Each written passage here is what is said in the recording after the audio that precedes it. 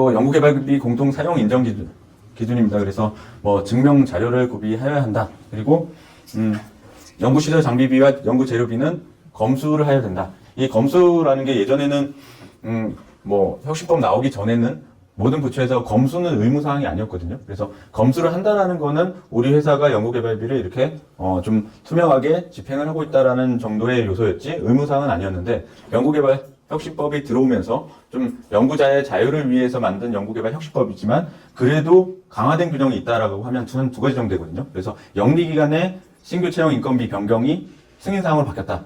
그거 하나랑, 그러니까 인건비를 좀, 영리기관 인건비는 좀 중요하게 보겠다. 그거 하나랑 요겁니다. 그래서 장비 재료비는 검수를 의무적으로 해야 된다. 이렇게 해서 강화가 됐다. 그래서, 검수가 사실 그럼 검수의 정의가 뭐냐 했을 때, 거래명세서에 사인한 게 이제 검수냐? 라고 봤을 때, 이제 검수의 그걸 충족하기는 좀 어렵죠. 왜냐하면, 검수라는 거는, 별도 부서가 있으면, 품질관리 부서가 있으면 거기서 우리 연구개발 부서가 아니고 별도 부서에서 누군가가 와서 그 구입한 품목이나 수량이나 가격을 다 체크하고 필요시 사진까지 찍어가지고 그 사람이 이제 사인하는 그게 이제 FM적인 검수인데 거래명세서에 이제 사인하는 것 정도는 검수로 보지는 않는다는 거죠. 그래서 실제 품목이나 수량 그리고 사진까지 붙여서 검수 확인서를 별도로 이제 만들어서 하도록 돼 있습니다. 네. 그래서 그 혁신법이 들어오고 초창기에는 한 2, 3년간은 세금계산서에 사인하고 이런 거를 하시면 검수에 대한 규정을 만드시고 검수를 별도로 하시기 바랍니다라고 권고를 했는데 이제 한 4년 지나니까 대부분이 하시는 것 같아요. 근데 의무사항으로 바뀌고 근데 혁신법을 만든 과기부의 의견은 이제 하도 저 검수에 대한 이슈가 많이 나오고 기관들에서 그거 언제 다 검수하고 있냐, 10만원짜리 검수해야 되냐, 5만원짜리 검수해야 되냐, 이런 민원이 많이 들어간 것 같아요. 그래서 작년 12월에 과기부에서 주관해서 회계법인, 한 20, 30개 되는 회계법인, 정산을 하는 회계법인을 다 모아놓고 간담회를 했거든요. 거기서 이제 저 검수를 어디까지 해야 되냐라고 했을 때 그런 얘기들을 많이 해주셨어요. 그런 것 때문에 민원이 많이 들어온다. 그래서 내부 규정에 한 100만원 이하 정도 되는 것들은 검수를 예외로 한다. 그러면 그런 거는 좀 반영을 해줘라. 좀 유연하게 얘기를 해주셨어요. 그래서 근데 그건 그분 부처 얘기죠. 부처는 맨날 신문고 민원 받고 이러니까 이미 지쳐 있는 거고. 근데 현장에서 실무를 하는 저희 입장에서는 규정이 저렇게 돼 있으니까 저걸 지켜야 되거든요. 그래서 웬만한 금액들 너무 작은 거는 그렇게 좀 규정에서 좀 만들어 놓으시고. 그러니까 검수 규정이 없는 기관들도 많거든요. 그래서 그랬을 때 이제 적절한 검수의 규정을 만들어서 1,000만 원 이상일 한 1,000만 원 이상일 경우에 사진을 찍는다든지 그럼 그 밑에 금액은 안 찍어도 되잖아요. 그리고 그렇게 해서 좀 간소화를 작은 금액대는 한다든지 그런 규정들을 좀 만들어서 하시면 좋을 것 같습니다.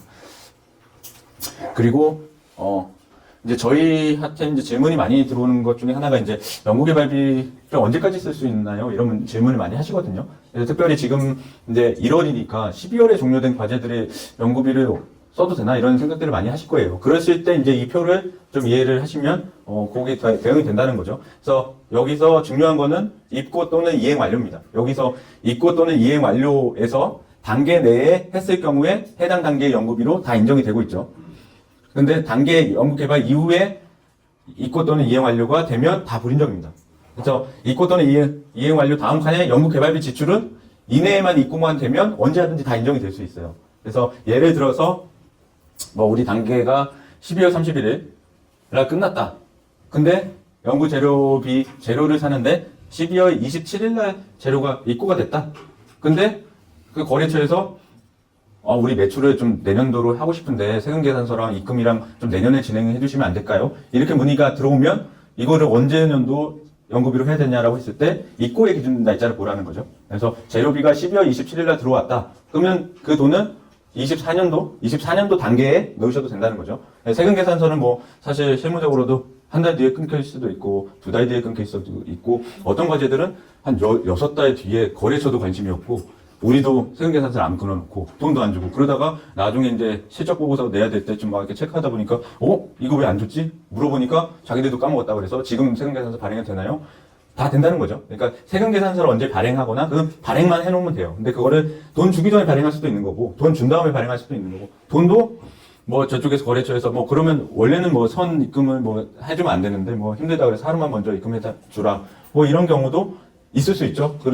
그럴 때 봤을 때 연구개발비로 인정이 되는 기준은 입고 또는 이행 완료다. 그래서 입고는 뭐 재료비나 뭐 장비나 뭐 사무용품 다 입고의 개념으로 보시는 거고, 이행 완료는 용역이라든지 뭐 그런 거를 할 때 이행 완료가 된다. 이행 완료의 기준도 최종 보고서 날짜를 저희가 보고 있습니다. 그래서 12월 31일까지 날짜가 돼야 되고, 그러니까 그걸 모르시고 뭐 이렇게 초안이다 그래. 초안 보고서에서 12월 31일 하고 최종 보고서는 1월 5일 하면 그건 1월 5일 날 완료된 거라는 거죠. 그래서 그 이행 완료의 기준은 뭐 용역이면 용역 완료되는 거는 뭐 계약서에 따른 최종 보고서라든지 뭐 산출물들이 납품되는 날짜들, 그 날짜가 어디에 기입되어 있겠죠. 그런 거를 기준으로 보고 있기 때문에 연구개발비를 언제 써야 되느냐에 대해서는 이 표만 정확하게 좀 이해를 하시면 그런 것들은 다 적용을 할 수 있고, 그럴 때 입고 또는 이행 완료만 그 시점, 그 날짜가 제일 중요하다. 그래서 예, 그렇게 보시면 될 것 같아요. 네. 입고라는 거는 근데 구매해서 검수까지거든요. 그래서 재료비를 그러니까 뭐 장비를 샀는데 인천항에 12월 31일 날 들어오면 인정이냐? 그건 아니라는 거죠. 그래서 인천항에서 우리 여기 부산까지 와서 연구소에든 어디든 설치된 당시에 그 설치를 해서 가동도 해보고 시운전하고 결국 우리 과제에 쓸 수 있었던 때, 그러면 그거는 장비 같은 경우는 뭐 수입 신고 필증 뭐 이런 거 있겠지만 결국 검수 확인서로 날짜로 요 입고에 대한 기준점을 잡겠죠. 네, 그렇게 보시면 될 것 같아요. 네, 요거는 뭐 자체 규정이 있는데 뭐 그러니까 이거에 대한 기준은 뭐냐면 이 회의비 같은 것도 아까 말씀드렸지만 내부 규정을 따라야 된다. 근데 어떤 기관들은 그렇게 만드시는 거죠. 그러니까 본업을 위해서는 대표님이 좀 아껴 써라 해서 1인당 2만 원으로 회의할 때 밥 먹어야 되고, 근데 연구개발 과제는 뭐 국가 연구개발비인데 조금 넉넉하게 써도 돼. 1인당 5만 원. 이렇게 하지 말라는 거거든요. 공통된 기준을 가지고 별도의 규정을 적용해서 하지 말라는 겁니다. 연구개발 과제를 위해서. 그래서 회사에서 사용하시는 규정을 그대로 적용을 하셔야 되고, 엽이나 뭐 회의비 규정이나 다 동일하게 적용됩니다. 네.